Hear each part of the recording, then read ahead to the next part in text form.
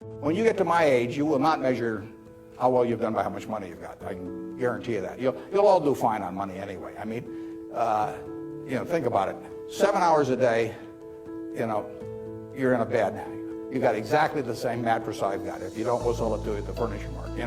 So we're not a parity. I can't outdo you, in terms of my sleeping enjoyment. You can match it by buying this mattress, which we'll give you a special price on. Just mention my name. We eat at the same places, We eat at Dairy Queen, particularly if you're in my position because we own it. But we eat at McDonald's and Burger King, and when I leave here, I'll stop by a fast food place on the way. So our eating experiences are the same. We travel the same. I mean, I had a 10-year-old car up till about a year ago, and it just doesn't make any difference to me. And they all work. We live in a place that's warm in the winter and it's cool in the summer, and we watch the Super Bowl on big screen TV. You do it, I do it. We dress more or less the same. I mean, I pay more for my clothes, but they look cheap when I put them on. So we're really on a parity. Yeah.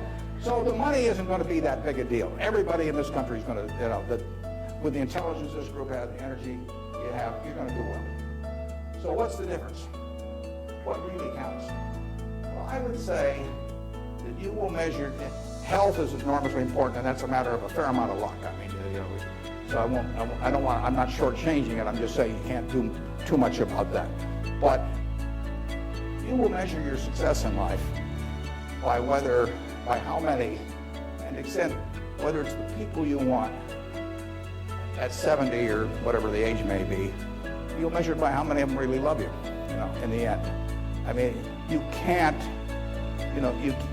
buy love. I mean, it doesn't work. You can buy sex, you can buy testimonial dinners, you can buy name on buildings, you can do all kinds of things. But the only way you get to love is to be lovable.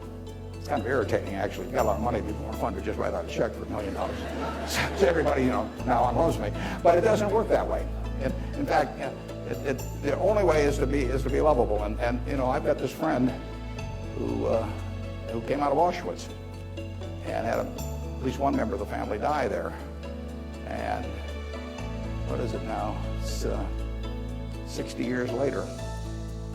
She still, when she looks at people, it's a Polish Jew, when she looks at people, the question she asks herself in determining who she really trusts as friends, the one question in her mind is, would they hide me?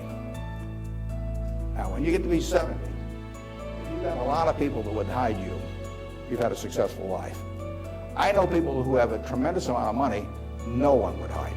Their own kids wouldn't hide them. I mean, they really wouldn't. I mean, their business associates wouldn't, or anybody else. If it really came down to it, they don't have anybody's respect.